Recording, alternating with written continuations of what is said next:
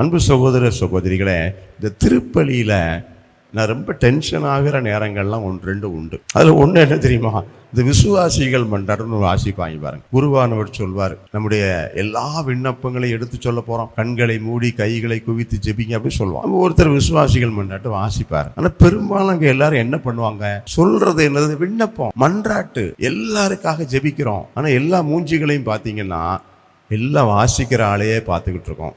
பக்கத்தில் கமெண்ட் அடிப்பாங்க அந்த ஆளை பார்த்துக்கிட்டு, அடுத்து யார் வரப்போறா, ஏன் இவங்க வரல பாருங்க. மன்றாட்டு சொல்லும்போது ஒரு மூஞ்சி கூட அந்த மன்றாட்டோட சேர்ந்து ஜெபிக்காது. பூரா வாய் பார்க்குற கோஷ்டிகள், வாய் பார்க்கறது, பராக்கு பார்க்கறது.